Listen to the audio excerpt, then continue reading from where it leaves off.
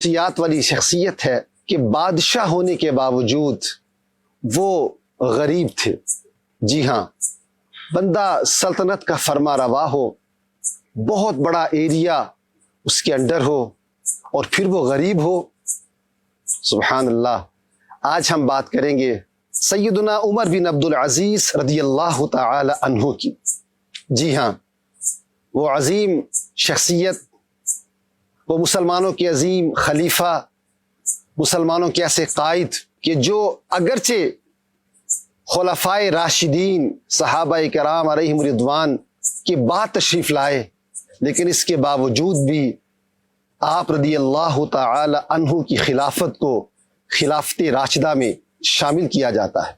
حضرت سیدنا عمر بن عبد العزیز رضی اللہ تعالی عنہ مسلمانوں میں وہ عظیم شخصیت ہیں کہ جنہیں پہلی صدی کا مجدد کہا گیا. ایک حدیث پاک جو ابو داؤد شریف میں ہے، نبی کریم صلی اللہ علیہ وآلہ وسلم کا ارشاد گرامی: ان اللہ تعالی یبعث لہذہ الامۃ علی راس کل مئۃ سنۃ من یجدد لہا دینہا، او کما قال علیہ الصلاۃ والسلام. یعنی اللہ تبارک و تعالی ہر صدی کے آخر میں ایک ایسے بندے کو بھیجے گا کہ جو دین کی تجدید کرے گا. علماء کرام نے ایسی شخصیت کو کہ جو ہر صدی کے آخر میں آئے گی اور دین اسلام کی تجدید کرے گی، اسے مجدد کا لقب دیا ہے. مجدد کا کام یہ ہوتا ہے کہ اس پوری صدی میں جو اسلامی سسٹم میں کچھ ایسی باتیں ایڈ ہو جاتی ہیں جو نہیں ہونی چاہیے تھیں، مجدد آ کر اس کو صحیح کر دیتا ہے اور دوبارہ اسلام کی جو اصل شکل ہے وہ لوگوں کے سامنے بیان فرما دیتا ہے. مجدد کون ہوتا ہے، اس کی کیا صفات ہوتی ہیں، اس کے لیے کیا چیزیں ہوتی ہیں، یہ ہمارا موضوع نہیں ہے. ہم صرف اس بات کو ڈسکس کریں گے کہ حضرت سیدنا عمر بن عبد العزیز رضی اللہ تعالی عنہ پہلے مجدد کہلاتے ہیں. حضرت سیدنا عمر بن عبد العزیز رضی اللہ تعالی عنہ کا تعلق ایک اعتبار سے حضرت سیدنا عمر فاروق اعظم رضی اللہ تعالی عنہ سے بنتا ہے. آپ کی والدہ حضرت سیدنا عاصم جو حضرت عمر کے بیٹے تھے ان کی پوتی تھی. یوں حضرت عمر رضی اللہ تعالی عنہ کا فیضان بھی آپ کی شخصیت میں ہمیں نظر آتا ہے. آپ کو جو اتنی شہرت ملی، جو تو آپ کا اتنا نام ہے، اس کا سبب آپ کو ملنے والی حکومت ہے. اس حکومت کا دورانیہ کیا تھا؟ کتنے لمبے عرصے کے لیے آپ نے حکومت کی تھی؟ ناظرین کرام، شاید آپ کو تعجب ہو کہ آپ رضی اللہ تعالی عنہ نے صرف 2.5 سال حکومت فرمائی. جی ہاں، اونلی 2.5 years. اس 2.5 سال کی حکومت میں آپ نے وہ کارنامے سر انجام دیے کہ تاریخ آج بھی آپ کا نام عقیدت کے ساتھ لیتی ہے. آپ کا ذکر تاریخ میں عقیدت کے ساتھ لیا جاتا ہے اور ان بڑے لیڈرز میں آپ کا شمار ہوتا ہے جس نے بہت شارٹ ٹائم پیریڈ میں ایک ریولیوشن سسٹم میں آپ لے کر آئے. ناظرین کرام، حضرت سیدنا عمر بن عبد العزیز رضی اللہ تعالی عنہ کے والد گرامی گورنر تھے.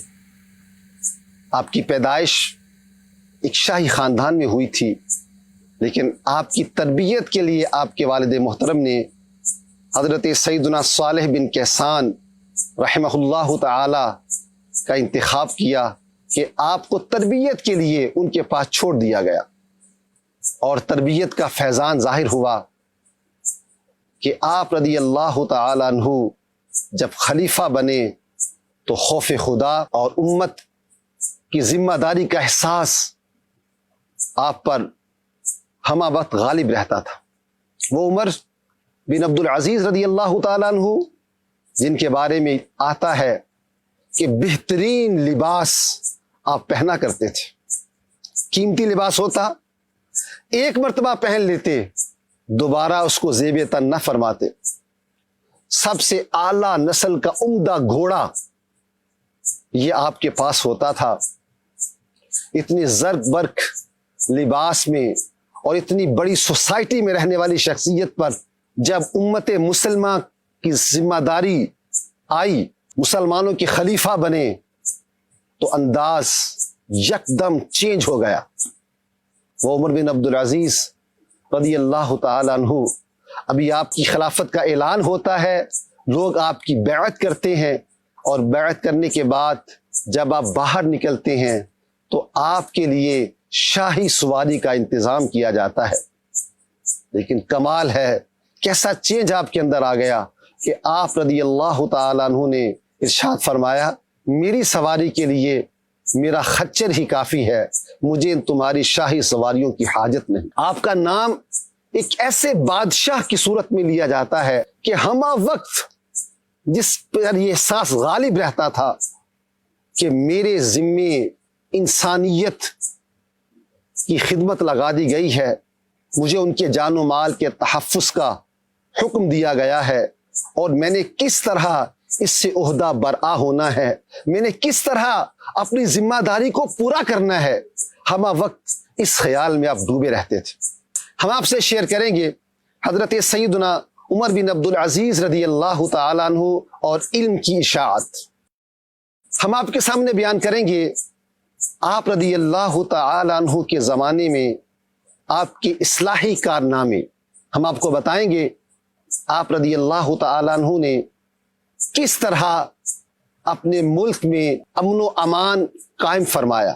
سب سے پہلے ہم بات کرتے ہیں علم کی اشاعت کے حوالے سے. آپ رضی اللہ تعالیٰ عنہ کا دور وہ دور تھا جب اسلامی سلطنت بہت پھیل چکی تھی.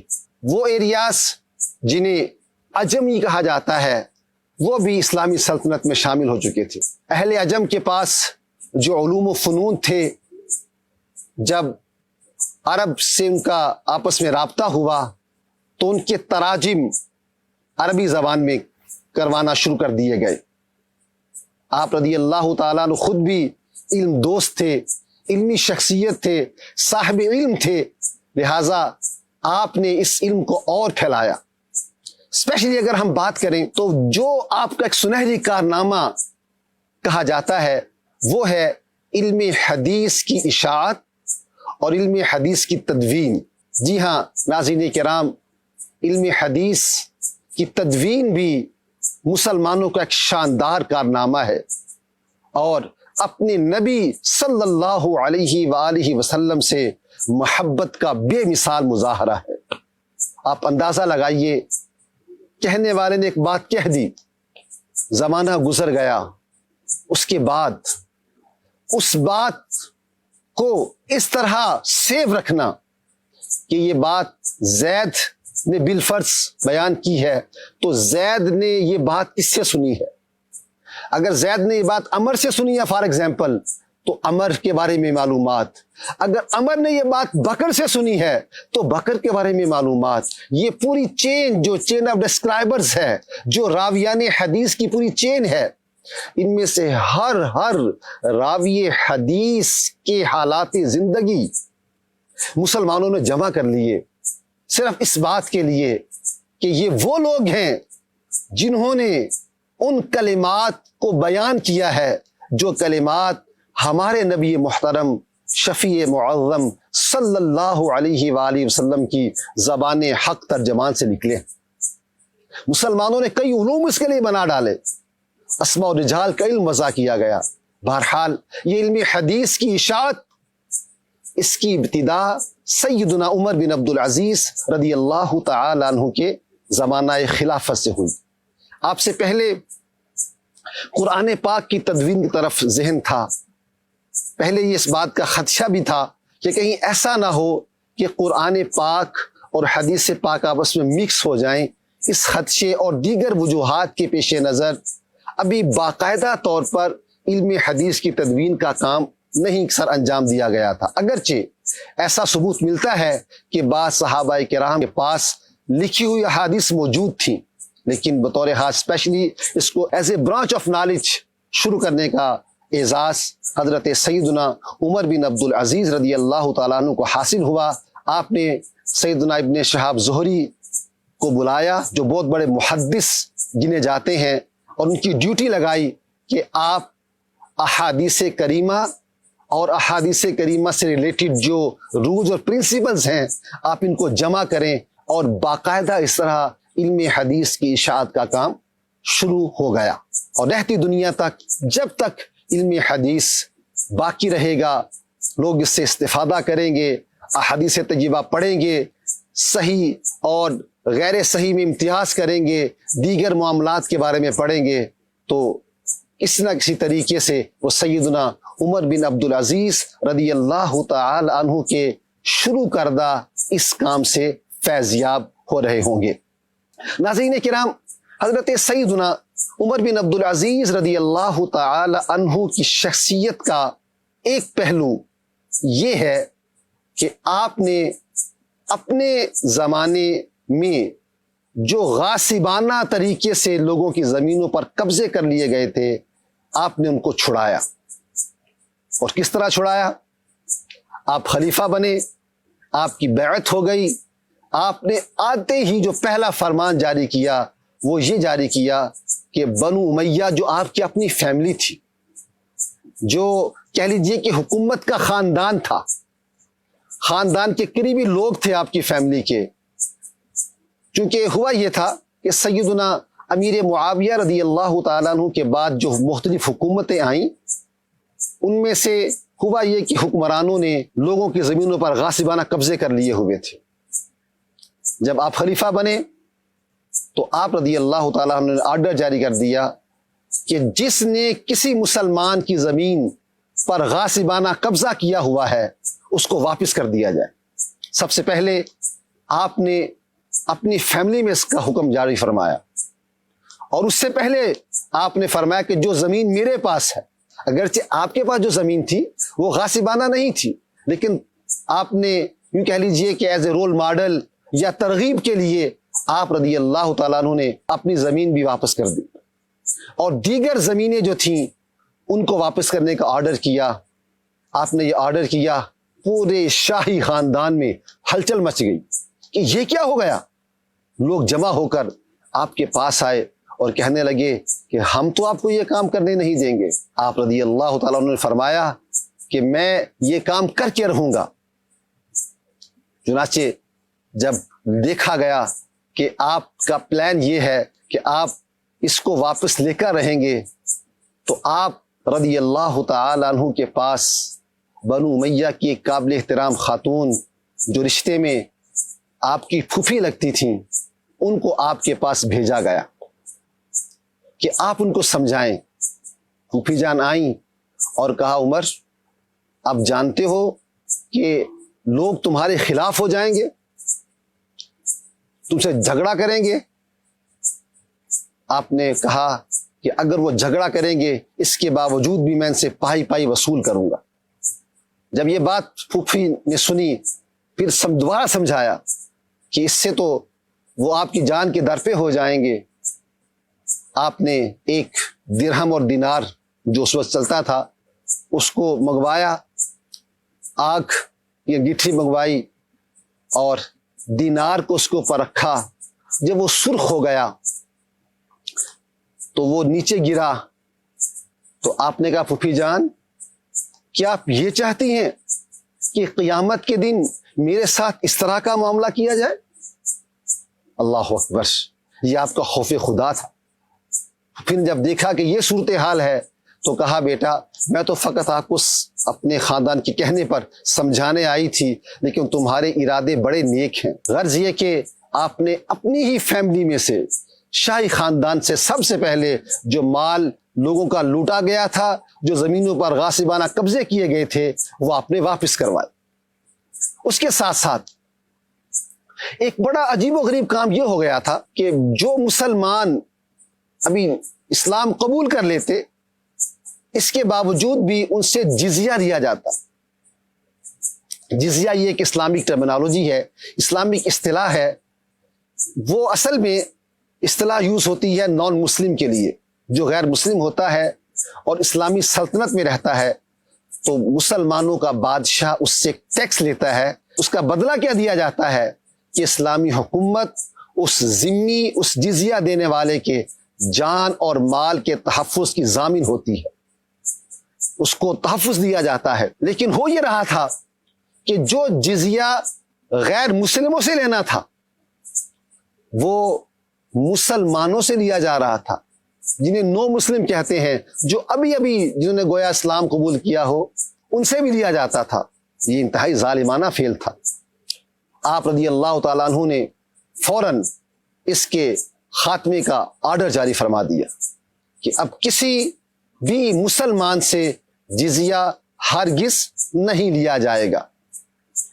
لوگوں نے کہا کہ امیر المومنین ہم نے اسے ٹیکس لینا موقوف کر دیا ہے, لیکن ہوا یہ ہے کہ آمدنی بہت گھٹ گئی ہے اور لوگ بہت مسلمان ہو رہے ہیں. جب وہ یہ سن رہے ہیں کہ مسلمان ہوں گے تو ان سے جزیہ نہیں لیا جائے گا تو لوگ بکثرت مسلمان ہونا شروع ہو گئے ہیں. لگتا یہ ہے کہ جزیہ سے بچنے کے لیے مسلمان ہو رہے ہیں. آپ رضی اللہ تعالیٰ عنہ نے بڑا پیارا جملہ ارشاد فرمایا اگر مال کم ہوتا ہے تو ہونے دو, اگر لوگ مسلمان ہو رہے ہیں تو بہت اچھی بات ہے. یاد رکھو نبی کریم صلی اللہ علیہ وآلہ وسلم ٹیکس وصول کرنے والے بنا کر نہیں بھیجے گئے, بلکہ آقا کریم علیہ الصلوۃ والسلام تو لوگوں کو اسلام کی طرف بلانے والے بنا کر بھیجے گئے. آپ رضی اللہ تعالیٰ عنہ نے یوں اس ظالمانہ نظام کا خاتمہ فرمایا. اسی طرح آپ رضی اللہ تعالیٰ عنہ نے جو دیگر ٹیکسز لگا دیے گئے تھے, بہت سے ٹیکس اس زمانے میں پہلے حکمرانوں نے لگائے ہوئے تھے لوگوں پر, جس سے لوگ بہت تنگ تھے. آپ نے اپنی رعایا کو خوشحال کرنے کے لیے آپ نے یہ اناؤنسمنٹ کی کہ جو اس طرح کے ٹیکسز ہیں جو خواہ ہی لگا دیے گئے ہیں, ان سب کو ختم کر دیا جا رہا ہے. پھر آپ سے کہا گیا کہ یہ جب ٹیکس نہیں ہوگا تو حکومت کے پاس سرمایہ کہاں سے آئے گا. آپ رضی اللہ تعالیٰ نے فرمایا اس کی پرواہ نہ کرو, وہ سب ہو جائے گا. کمال برکت دیکھی زمانے نے, سبحان اللہ. کہتے ہیں کہ آپ رضی اللہ تعالیٰ عنہ کے زمانے میں عالم یہ ہو گیا تھا, صورتحال یہ ہو گئی تھی کہ لوگ زکوٰۃ دینے کے لیے افراد ڈھونڈا کرتے تھے, اپنے ہاتھوں میں زکوٰۃ لے کر گھوما کرتے تھے کہ کوئی ہم سے زکوٰۃ وصول کر لے, لیکن زکوٰۃ کا مستحق نہیں ملتا تھا. سبحان اللہ. آپ نے ناظرین کرام شاید کبھی غور کیا ہو, ایک ہوتی ہے برکت اور ایک ہوتی ہے کثرت. برکت اسے کہتے ہیں کہ اگرچہ مال تھوڑا ہو مگر وہ ضروریات کو کفایت کر جائے. کثرت بعض اوقات کسی چیز کی ہو جاتی ہے, لیکن جب وہ برکت سے خالی ہوتی ہے تو وہ زیادہ ہونے کے باوجود بھی چیز پوری نہیں پڑتی. تو سیدنا عمر بن عبد العزیز رضی اللہ تعالیٰ عنہ کے زمانے میں اگرچہ بظاہر ٹیکس کم ہو گئے, بہت سے ٹیکسز آپ نے کم کر دیے, لیکن اس کے باوجود ہوا یہ کہ وہ جتنا مال تھا وہ نہ صرف کافی ہو گیا بلکہ لوگ خوشحال بھی ہو گئے. آپ رضی اللہ تعالیٰ عنہ کا ایک اور بڑا کارنامہ یہ ہے کہ آپ نے طبقاتی تقسیم کا خاتمہ فرما دیا. آپ سے پہلے حالات کچھ اس طرح کے ہو چکے تھے کہ لوگ امیر اور غریب کا فرق رکھتے, ہر جگہ اس کا لحاظ رکھا جاتا. صورتحال یہاں تک پہنچ چکی تھی کہ اگر مسجد میں بھی جانا ہوتا تو وہاں بھی تقسیم کاری کی جاتی. کچھ ایریا, کچھ جگہ مخصوص کر دی جاتی, اسپیسیفائی کر دی جاتی کہ یہاں امیر لوگ بیٹھیں گے اور یہاں غریب طبقہ بیٹھے گا. سیدنا عمر بن عبد العزیز رضی اللہ تعالیٰ عنہ خطبہ دینے کے لیے تشریف لائے, مسجد میں پہنچے تو آپ نے دیکھا کہ کچھ گیپ رکھا گیا ہے, کچھ جگہ خالی ہے, لوگ پیچھے آ کر بیٹھ رہے ہیں. آپ سمجھ گئے صورتحال کیا ہے. آرڈر جاری فرمایا آگے آ جائیے اور اس کو آ کر فل اپ کر لیجئے. ہم سب ایک ہیں، کسی بڑے کو چھوٹے پر اس بارگاہ میں کوئی فضیلت حاصل نہیں ہے۔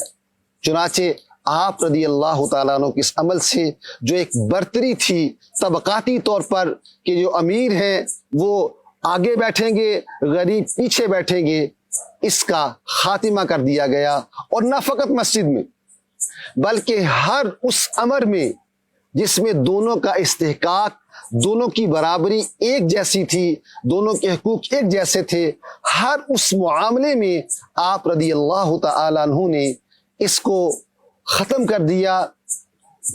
امیر ہے یا غریب ہے، دونوں کے حقوق اسلامی سلطنت میں برابر ہیں، اس بات کو آپ نے نافذ فرمایا۔ ہم نے شروع میں بات کی تھی آپ رضی اللہ تعالیٰ عنہ کی غربت کے حوالے سے۔ آپ رضی اللہ تعالیٰ عنہ کا عالم یہ تھا کہ عید والے دن بھی آپ کی بچیاں آپ سے ڈیمانڈ کر رہی ہیں کہ ہمیں نئے کپڑے دلوائے جائیں، لیکن آپ کے پاس اتنے پیسے نہیں ہیں کہ ان کو نئے کپڑے پہنائے جا سکیں۔ اس کے باوجود آپ رضی اللہ تعالی عنہ نے اپنے بچیوں کے لیے یہ تو گوارا کر لیا کہ وہ عید والے دن بھی پرانے کپڑے پہنے، لیکن آپ نے جو بیت المال تھا اس میں کوئی انٹرفیئر نہیں کیا، بلکہ بیت المال کو تو آپ نے ایسا ارینج کیا کہ بیت المال تو پہلے سے چلا آ رہا تھا، اور بیت المال اصل میں کہہ لیجیے کہ قومی خزانہ ہے کہ جس کے اندر سارا مال جو غنیمت سے ملتا، جو ٹیکسز آتے، جو خراج ملتا مختلف زمینوں سے، یا عشر حاصل ہوتا، جو چیزیں اس طرح کی ہوتی تھیں وہ تمام بیت المال میں جمع کر دی جاتی تھیں، پھر ان کو مسلمانوں پر خرچ کیا جاتا تھا۔ آپ رضی اللہ تعالیٰ عنہ نے بیت المال کے اندر یہ ریفارمز آپ لے کر آئے۔ مثال کے طور پر بیت المال میں جمع ہونے والا مال، اس کے انکم کے سورسز مختلف تھے، اسی طرح اس کو خرچ کرنے کے بھی آپ نے کچھ ہیڈز بنا دیے۔ یہ ایک شرعی مسئلہ بھی ہے کہ جو مال کسی خاص مد میں آیا ہوتا ہے، کسی مخصوص چیز کے لیے اس کو دیا جاتا ہے تو اس کو وہیں پر ہی خرچ کرنا ہوتا ہے۔ آپ رضی اللہ تعالیٰ عنہ نے اس کے لیے باقاعدہ سسٹم بنا دیا، ہیڈز مقرر فرما دیے کہ کون سا مال جو ہے وہ کس جگہ پر استعمال کیا جائے گا، تاکہ اس کو صحیح جگہ پر استعمال کیا جا سکے۔ اور بیت المال کے حوالے سے بڑے کانشیس تھے کہ اس کا ٹوٹلی حساب کتاب آپ کے پاس لایا جاتا، پھر آپ اس کو خود چیک فرماتے۔ ایک مرتبہ یمن سے آپ کے پاس رپورٹ لائی گئی وہاں کے بیت المال کی، آپ نے اس کو جب کراس چیک کیا تو اس میں 1 دینار کا ڈفرنس آ رہا تھا۔ ناظرین اکرام غور کیجئے گا، صرف 1 دینار، ایک سکے کا، ایک کوائن کا فرق آ رہا تھا۔ آپ رضی اللہ تعالیٰ عنہ نے بیت المال کے اس آفیسر کو خط لکھا اور فرمایا کہ میں تم پر شک تو نہیں کرتا، لیکن یاد رکھو کہ مسلمانوں کے بیت المال سے 1 روپے کا کم ہو جانا بھی یہ جرم ہے، اور اگر یہ تمہاری عدم توجہ کی وجہ سے ہوا ہے تو تم اس کے جواب دہ ہو، لہٰذا تمہیں اس بات پر شرعی قسم کھانا ہوگی کہ تم نے اس مال کو خود استعمال نہیں کیا۔ اس قدر آپ رضی اللہ تعالیٰ عنہ مسلمانوں کے مال کے حوالے سے تھے، اتنے حساس طبیعت کے تھے، اور یہی وجہ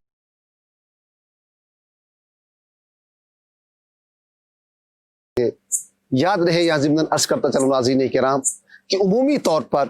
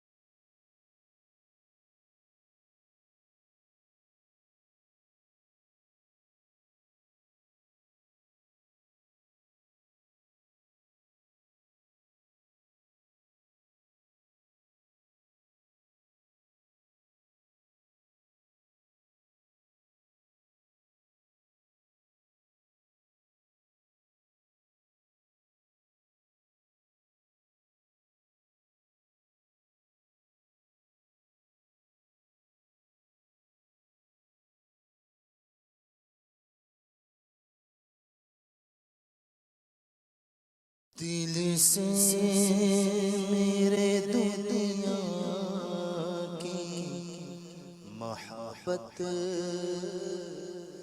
نہیں جاتی، دل سے میرے دنیا کی محبت نہیں جاتی، دل سے میرے دنیا کی محبت نہیں جاتی، دل سے میرے دنیا کی محبت نہیں جاتی، سرکار گناہوں کی بھی عادت نہیں جاتی، سرکار گناہوں کی بھی عادت نہیں جاتی، گناہوں کی نہیں جاتی ہے عادت، یا رسول اللہ تمہیں اب کچھ کرو ماہ رسالت، یا رسول اللہ میں بچنا چاہتا ہوں پھر بھی بچ نہیں پاتا، گناہوں کی پڑی ہے ایسی عادت، یا رسول اللہ